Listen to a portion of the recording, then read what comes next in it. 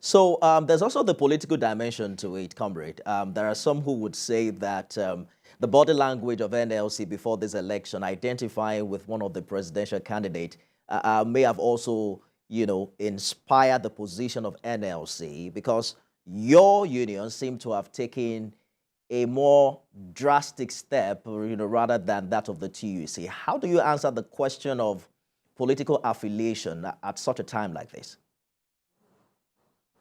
Well, I don't know why you wanted the NLC to be apolitical. Because the NLC, maybe you can educate me on how that works. From day one, have been forming political parties. From even around 1918, there was a political party. In 1945, Michael Imodu and others formed a political party. In the 1960s, Imodu and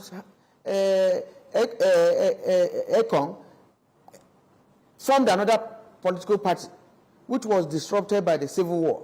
In 1987, Pascal Bafia and few others formed a political party. The current Labour Party you are seeing was formed by Adams Oshomole in 2003. And then it has been on, until we met it. We don't have any apology having a political party because the two existing political parties cannot accommodate us. Tell the people that are saying this of affiliation. It is only in Labour Party that the son of a mechanic or a mechanic can run for election. And I want to challenge you to go to prove it that even in the current National Assembly, people who are cadre riders through the Labour Party are there. And it is a forum for us. So if anybody is talking of political affiliation, we don't have any sympathy for it. All over the world, whether in Britain or whatever, you have Labour Party. You're saying that NLC hasn't found a way to separate itself from Labour Party, and are you saying that wouldn't affect your responsibility as a pressure group and also your ability to approach this matter without political bias? The NLC is not running the Labour Party. The NLC formed a party for Nigerians. All the 30-something members of the National Assembly, and none of them is from the NLC. Just like any other political party. Even the presidential candidate of the Labour Party is not a Labour man. It's a party formed like any other party for Nigerians to belong to. None of us is a chairman of the party. None of us is a secretary of the party. So why all this? In 2003 or thereabout, we had an alliance with AC and AD to produce Adams. So it wasn't a problem there for us to have an alliance with the current day APC to produce somebody, and instead of we to have our own political party. So on these issues, we are not repentant about it. We have our own political party for Nigerians to belong. The same thing with other parties. So if I'm just wondering, let's say, since we're talking political parties now, do you think that NLC will be able to do its job if its party's candidate was president? We are doing our job very well because members of the NLC are free to belong to Labour Party and other parties. My colleague who was the deputy president of NLC with me, get this straight, is the current governor of Kebbi State and is in APC. The deputy governor of Niger State was our chairman under APC. He's in APC and he's a deputy governor all over. Those who want to belong to Labour Party can belong to Labour Party. This whole issue of political affiliation, we own the Labour Party. That's a fact. So what are we going to do about it?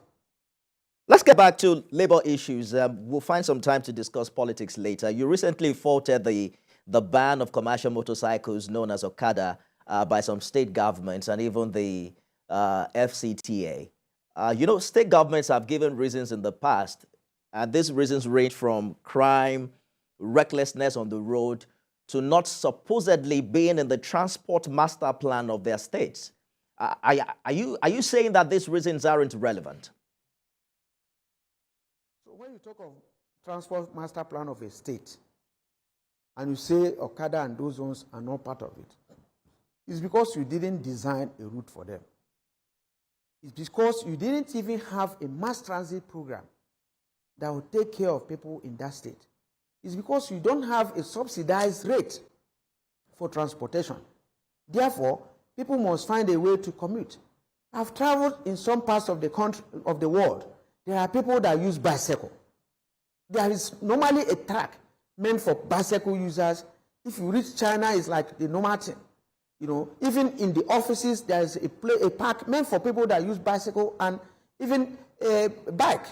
Now, if you now have what you call a transport master plan in Abuja, and then everybody is using Uber or everybody is using taxi, and I can't afford it, what do? I will use the one I can afford. If you have a program in Abuja that nobody has job, and people feel that they can create job by themselves, and they decide to use Okada, or to use Okada to earn a living, and then we are talking of crime. Would there be more crime when those people who are riding Okada are not doing anything, or when they are using the Okada to convey people? How many places have you seen real robbery with Okada? People still use vehicles. You know, people use vehicles for crime. So why have we not banned vehicles and other means of commuter? Now you can regulate it if you so use. But the aspect of collecting all Okadas and destroying them is something that is unimaginable. Especially when you look at the index, you know, the poverty index in the country. And you now say everybody must have his own private car. And there's no policy for people to have their own private car. You know, people must equally find a way of accommodating the poor and the less privileged. You know, in a country like this, you can't have everybody having a jeep, having a better means of, you know, moving from one distance to the other. So it is wrong for us to just seek to eliminate the poor. The same way they are demolishing houses and what they call shanties, which they say is not in the proper master plan. If you have a master plan, you can still have a place allocated to the poor where they can live. If you don't have a place allocated to them and they're looking for shelter and you destroy it, you can't even relocate them, we are saying that it's an anti-poor policy. All right. Does this mean that the NLC is planning to demand that these services be restored in the affected states? Are we hoping to see a protest or, you know, a planned strike in this regard? Well, the Okada Writers Association, you know, are members of the NLC. We are still interfacing with them, you know, and then I can tell you that some of them have had audience with some of these people, including the intended meeting with the Minister of the FCT, for them to see from the side of the poor, for them to see from the side of this class of people.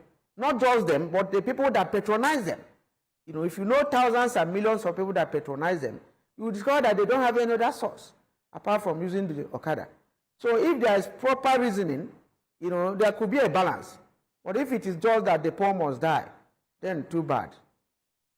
We have to go now, comrade. In a minute, you have suspended this strike for 30 days. I'm just wondering how you intend to measure government's performance, you know, along the line of the agreements you've had, particularly in the area of refineries, issues like state government and local governments, and even the private sector given a wage increase, and some other issues. There's also the CNG-powered buses that the president admitted that there was a long process, but they're doing all they can to shorten that process. How do you intend to measure government performance in 30 days? Well, the issue is not measuring government performance in 30 days. There are stages that must be followed.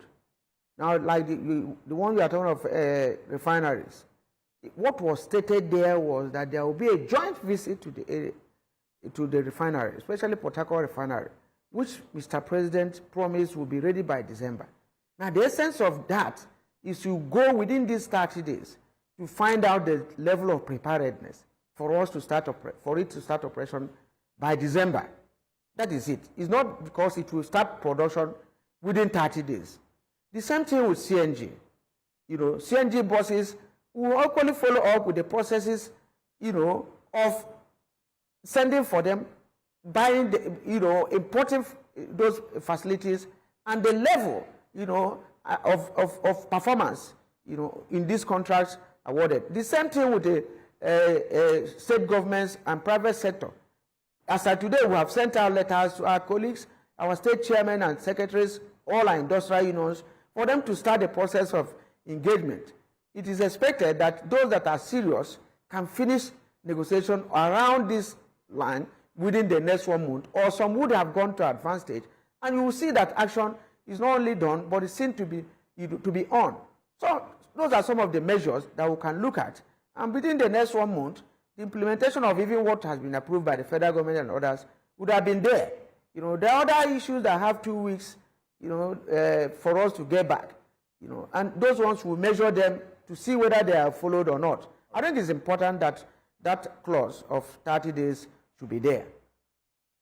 President, Nigeria Labour Congress, Comrade Joe Ajaero, thank you so much for talking to us on Beyond 100 Days. Thank you. And that's our program today. You can watch it again at midnight and at 6 a.m. tomorrow. I am Nifemi Oguntoye.